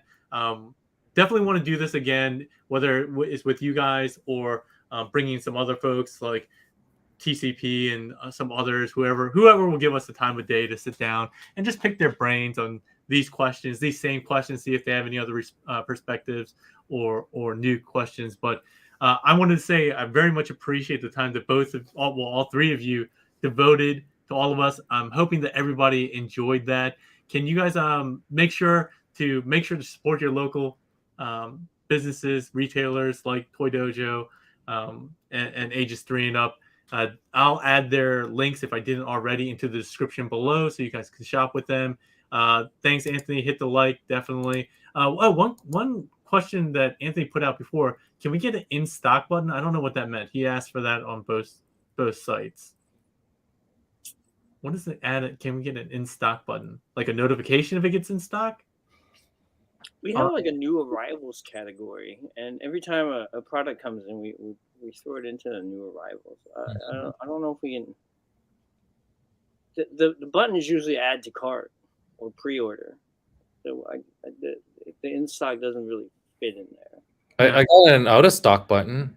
Yeah, we don't even have a button for out of stock. It just says out of stock. Not the same, probably. All right. Well, I'll find out. I'll let you guys know.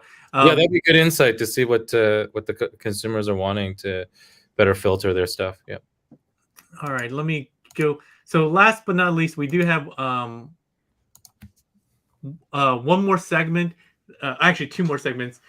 I wanted to see this is one called highly recommended. Depending on the topic, I always ask folks who are like Lego, like, hey, for our Lego Chatterday, we asked what line would you recommend to anybody? Kind of in the same vein, you as retailers, are there any lines or companies that you would recommend, or maybe are flying under the radar or on the up and coming that you would want to recommend, that you want to like kind of push? Obviously, Fans Toys is always a big seller, so you probably don't need to do that. But are there any toys or something like that that you think are really good and kind of flying under the radar? Hasbro. Are you kidding? No, I'm fucking with you. Yeah, I Okay. can't think of anything right now. I'm Well, trying to think of I something. agree. Like I haven't been collecting mainline for forever, but I've been picking up a couple of them here and there, and now literally my whole front desk here is all mainline stuff. Just that I The picked new up. Tarn is actually pretty nice. They Well, are I'm trying to get that Tarn. That's why I got these, because I couldn't find the Tarn.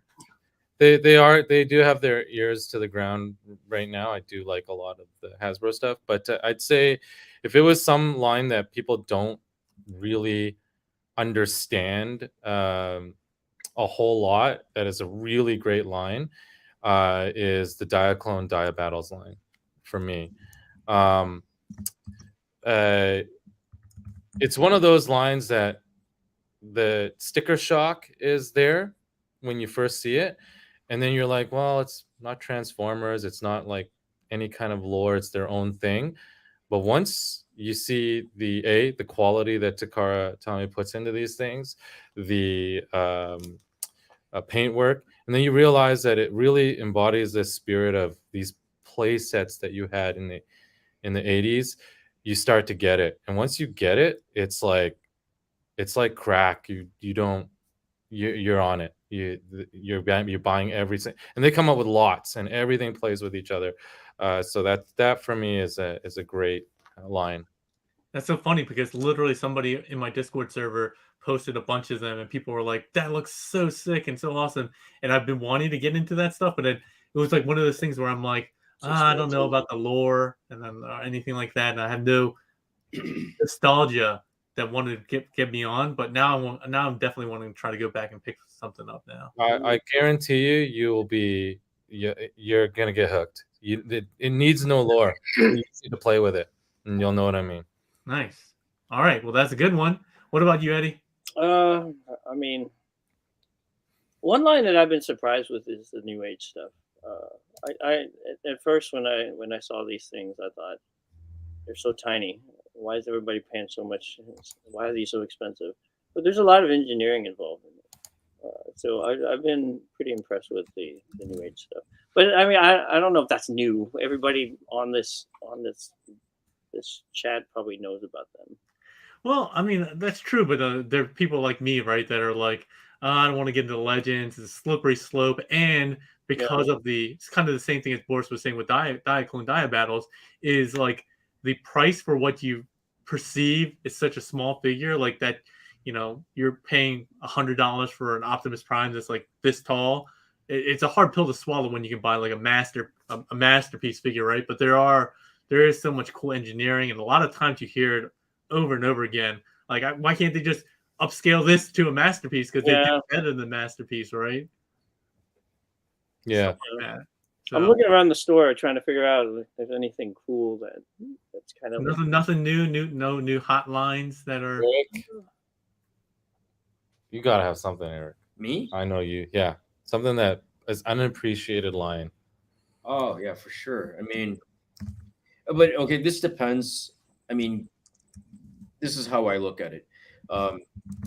As long as you like, there's certain things for myself. I have to like it, obviously, and it has to fit the nice price point, right?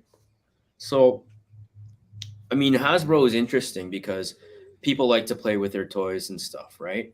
But you have to also understand these toys are meant for kids, right? They are meant for kids. They're based on a childhood toy, granted, right? But they're still, they're made to explode. They're made to fall apart. They're made to put back together again, right?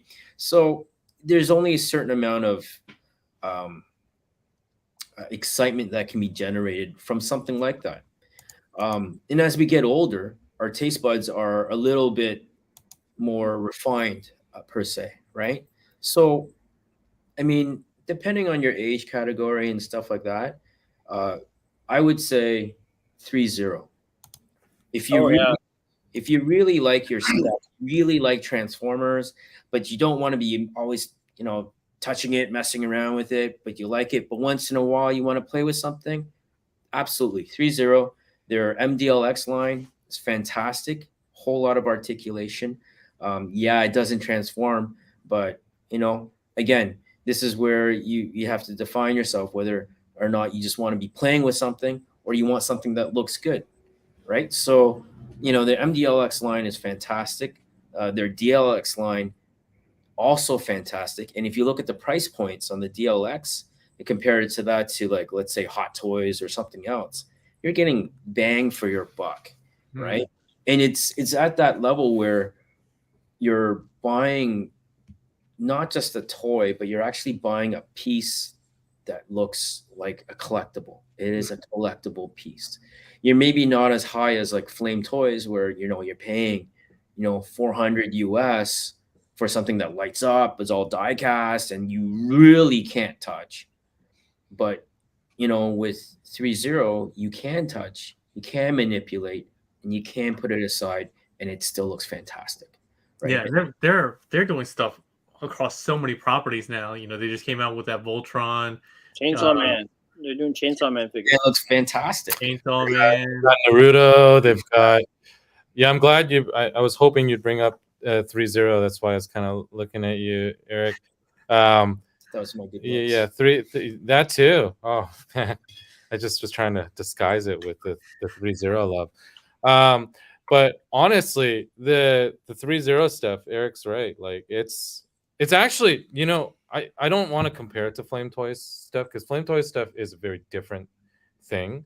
They have lots of parts, lots of moving parts, but it's the design mostly that sets them apart. But quality wise, what people should understand is 3.0 is a factory first company, from what I understand. So their price points has nothing to do with their necessarily quality. It's just such a great price point to try to get into these super articulated, posable figures. But because they're a factory first company, they actually, all of their core of their company, they are experts in manufacturing. So this allows them to come out with 3.0 products that are at the price points they are, but with the high quality and engineering that they actually have. So it's a very, very good line to keep your eye on. If you don't care about transformation, or if you're into highly articulated action figures, their 6 scale line, everything, it's pretty much on point. I mean, you're gonna get You don't get many misses. Yeah, exactly. You're gonna get certain QC things, but like every other company, I mean, even Hot Toys, even Flame Toys, you're gonna get QC issues. But the actual quality is really on point, and for that price point, I've always said to them, I don't know how you guys do it. It is a lot of value for what you're getting for your money. Yeah. Oh, plus they have a good warranty system. It's actually in their box. If you have a problem, you go online and you email them directly, and you will get your warranty. So there's none of this, hey, can you go back to your shop and ask them for a part so that they can ask their distributor for a part, and then that's why you guys are recommending them, so they don't see issues on you guys. No, their stuff is good. Yeah, no, their stuff is fantastic, honestly, and yeah, they have a lot of good. The personnel that's representing 3.0, they're very good. They will answer your questions. They will, obviously without divulging too much info, but they've been pretty fantastic as well to work with. And they're all like, they're fans. They're fans of the properties that they're pumping out. So you're not just getting people making things that are just, make a dollar. Yeah. These are lines and licenses that are acquired through the love of those licenses. So it's actually quite interesting. Nice. All right. So 3 great recommendations for those of you out here that are not into any of these yet. Definitely check them out. 3 great recommendations from A3U, Toy Dojo, and Madhouse. And the last segment, this is just for me, really. I always like to highlight some of the comments that I've got, some of my favorites over the last couple of weeks since we've done this. So really quickly, first comment was on the Mechanical Alliance Thunder Warrior. I've had this figure for like years. Finally did a review on that. And Brian Swanson says, my desire to purchase a figure is inversely related to the number of times Peg says, oh man, come on, during the review. I was struggling with this because there's certain things about this figure that just don't want to fit nicely. So that was a good one. Which was this one? That was the Blitzwing. Is that the SSX one? Yes, SXS one. This one. That was bad. Oh yeah, thank God I sold all that before your review came. It's a great figure, but my fingers hurt after. Yeah. trying And to- then your Okay, fingers but- get all like brown from all the like dry brushing and weathering. Yeah, it's pretty. It's like a model more than it is. I mean, it looks good, but yeah, transform it. yeah. Transform it. I kind of wish I got the other one. What was it? Zeta, Flash. Zeta. Zeta's okay. I got the wings that didn't. They kept falling out though. Was there really? a fix for that? Did I you haven't get messed with that, that. I Eddie? don't know. No, I- all my customers came back and the wings that they give you with it fall out of the pegs. They're like, I don't know what happened there. So hmm. yeah. That's not a lot. Mine are fine. You can still buy them. You want to This try? is why you can't trust review. You can't rely on reviewers. They hurt your Well, sale. hey, if you guys got a problem with the Flash, email Toy Dojo for the replacement wings. All right, the next one is from the Titan who was in the chat earlier. I don't know if he's still here, but he said that slingshot storage makes him look like more like Squealy than Wheelie. You're talking about this Wheelie. You can put the slingshot up his butthole. So Which so really that's is that? Is that the the Hasbro? one? Hasbro one. Oh, is that the I like that one. $12.99 one?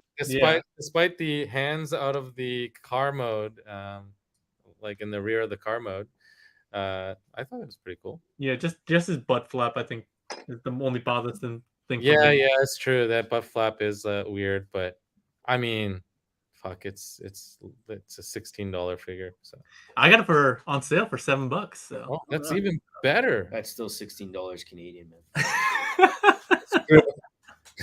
It's true. All right, Daniel Rogers. This is on the wonderful Trans Ronin, their drift, which that figure was that figure almost broke me because I put a resolution out where I was going to do at least one review a week, and this was like I think week number 1 or 2, and I was like, I might just give up this resolution already. I literally just posted it out publicly that I put this resolution, and but this Daniel says, I really like the complicated transformation and love to figure out how to transform them perfectly, but that nearly broke me. I love Ronin, but an hour and 10 later, I am shattered. Good job, bud. No way I would have gotten through this without you. Now to change him back into robot mode. And my reply was, we forged a bond as two individuals who have experienced the same pain and triumphed. I'm proud to call you brother, fist bump. I don't know if you guys have tried to transform Ronin, but the instructions are horrendous. I didn't even pick that up. Yeah, I didn't. I don't know. It looks great, and for like 100 whatever bucks it is, it's the quality and the paint is nice and looks great in both modes. Has a couple areas that are kind of scary, but the transformation is good God, more than instructions, but they're god awful. I sold that one immediately. Anthony Brown Jr. bought it from me not long after I did that review. All right, I think this might be the last one. Marcus Schmidt says, I've been spamming your reviews as I just stumbled across you recently. Love what you do and thank you. And I love seeing these. I don't do as many videos as anymore, or at least reviews. And since I've switched over to just doing live stream reviews, I definitely have a huge drop off in viewers. But I still love it because things like this where we can interact with the audience and have a time where we can share stories and not just all be focused on the toy has been a really great motivator for me. And that's the only reason I'm doing reviews now after being burned out of doing them. So glad to hear that some people love it. I know I lost a lot of subscribers for not doing my regular pre-canned content, but there's no way I'm going back. All right. Are you still doing the Iron Factory stuff? No, they stopped sending me stuff. So I'm only You got blacklisted, dude. I know, right? Yeah. Damn. I still run their channel though. So I mean, their YouTube channel, because they didn't have one. I was like, "You want me to create one for you?" And they're like, "Yeah, sure." And so So they haven't added new content? I no, they don't, because I'm the one that added it. So I should probably just add some like child porn and stuff like that to get them in trouble. Blacklist me, you No, I would never do that. Man, Yeah. hopefully I don't get like demonetized for mentioning child porn. I probably did. Now I just did it twice. Whatever. Anyway, so next time on Chatterday. So again, in 2023, my resolution is to do at least one video of some sort a week, mostly reviews. But I'm doing a lot of other content. And Chatterdays, which is our community Chatterday, that's one of this episode 2. I want to do these every third Saturday of the month, so it's on a regular schedule. I'm doing other things, like I've been doing a lot of toy hunts and stuff like that. Also, a lot of older reviews, like you saw me do that Mechanical Alliance. I did the bingo toys, Wind Blade. I'll be doing some mainline stuff. I might be doing like a series called Mainline Mondays where I do mainline stuff, but a lot of stuff going on. But next month's Chatterday is tentatively going to be next month, the third Saturday, and the topic will be Marvel Phase 5. So we'll be talking about that with Ant-Man and the Wasp: Quantumania having just released this week. We'll have some of the community members come on, join that. Obviously, if any of you guys want to join, let me know. The easiest way is to get into Discord. That's set up, so the Discord link is there. I really appreciate those of you who have made the switch over to that. Since I announced that, I think we're up to like something like 200 or so members just in the last couple months, since I think since the beginning of the year, end of last year. So it's a really chill place just to hang out. But again, if you want to be part of Chatterday, we have a private channel there where we get organized, talk about topic ideas, and get volunteers and so forth. So just come by. It's a really cool place. People share opinions about things, their collections, whether they're Transformers related or not. We've got stuff audio related. Anyways, it's a cool place to hang out, so I recommend that. Obviously, Boris, Eric, Eddie, would love to have you back on, whether it's on a retailer roundtable again or on any other topic that you guys have interested in talking about. So very much appreciate your time. So with that, let me give you guys a couple minutes to say your goodbyes and anything that you want to mention to the audience before we sign off. So let's start with you, Eddie. Anything you want to say before we sign off? No, I thought this was fun. Thanks everybody for joining. Continue to hit that like button for Peg. And let me know if you want him to do specific toys. I'll try to send them to him. Oh yeah, all right. Thanks, Eddie. Eddie was I didn't think I would be able to get Eddie on here because Eddie's not only busy, but he's just like, I don't want to be on camera, stuff like that. So thanks, Eddie, for making the time and putting out the extra effort. All right, so let's go over to the S02.E02 crew. So Boris, anything you want to say to everyone else? You will always be my boo, Henry. I love you. No, keep up the good work, dude. I really want to come back and do more videos, but it is actually very time intensive. So it's, props to Henry for always finding the time for the community. And then you explaining all that Discord stuff. Holy crap, man. That's great. It's great stuff. You spend a lot of time doing it. So keep doing it. And Eddie, always good to see you on. Yeah, it's good seeing you guys. I wish I could be a TFCon, but I'm gonna have to set out this one. But yeah, usually we have a lot of fun there. Oh, so you guys aren't gonna E3U's not gonna be there at all? No, we are. Just not me. It's this store is doing the grand opening, the warehouse, so we're gonna have to have the staff here. Oh yeah, I mean that's what you should be saying.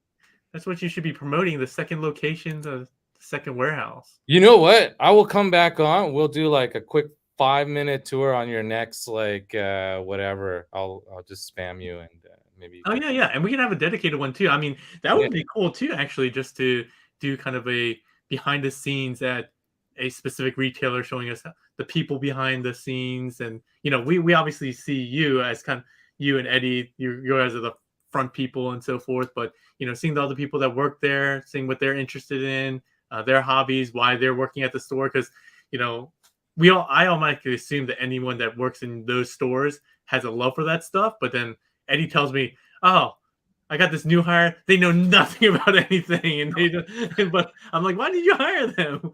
Hope you're not watching, new hire. Eric, what about you? What do you want to say before we let everyone go? If we were all trapped on that mountain, you'd be the one who wins. I'd be the one who survives. Oh yeah, I'm just gonna jump into the ocean. I would rather a shark eat me. Oh yeah, Eric. So we did earlier. We were joking about. I made a joke about how when I first met Eric, I had no idea what ethnicity he was because he's North American. You can go anywhere, right? And we had so many people in the chat. They said like, what Filipino, Inuit, Eskimo, Inuit, Native American. All correct. So everyone wants to know, Eric, what is your ethnicity? He's every man. Yeah, I'm Chinese. Chinese. Okay. Like I'm Canadian Chinese. Like Chinese. There's a little difference. Of course, it wouldn't be a Transformers talk without people asking about when is parkour coming out, guys? When are you guys getting this parkour? I heard on some Chinese gray market WeChat that it's out. Where is it? Can I answer that? Yeah. Toys does not tell us when it's going to be released. They give us 1 week's worth of notice to pay up, and then that's it. That's it. So we you get a week, dude. Yeah, exactly. I get maybe a week, to say, hey, can you pay up this, $15,000 US invoice? I get 1 week to go to my customers and say, hey, get your money ready because we're, this thing is coming. We don't find out. Get those dollars. That was another thing I was going to ask about. We'll have to save it for another time, but I know that's one of the things that you guys have to struggle with, especially since there's so much new product coming out, especially from like the main people like Bandai and Hasbro. They'll just drop a whole bunch of stuff at once, and for you small retailers, that's hard to float, right? Just to come up with that money and to be able to pay for that, or your orders are dropped, and then you're like screwing your customers, right? Well, you're not trying to screw them, but your customers get screwed because you get, $200,000 of invoices for these 3 products that dropped on the same day, right? And you have such and such time. Like, we can probably talk about that next time since we're signing off. But again, thank you all for joining. I had a lot of fun. It's always fun just hanging out with you guys, as you know. But it was especially fun to see you guys interact with my community, and hopefully this will shed some light on some of the background and things that these guys go through, just so you guys can get your plastic crack. They don't get to see their families. Boris hasn't seen his daughter in 5 days because of you guys, right? Because I don't have a daughter. He doesn't have a daughter. Oh, that's true. I've never seen her. You have a daughter. Thanks, community. Parkour is coming in March, is what I heard. In March? In March? That's what I hear. Okay, that's kind of cool. I'm excited to see this thing. Yeah. But all right, thanks everyone. Hope you guys enjoyed it. Again, if you guys like this content, whether it's Chatterdays or conversations with retailers, or you have any other suggestions on who else we should bring on, who do we try to bring on, let me know in the comment section below. Please give a thumbs up, share, and subscribe, and we'll see you next time. Thanks a lot, pro lifers. Later, guys.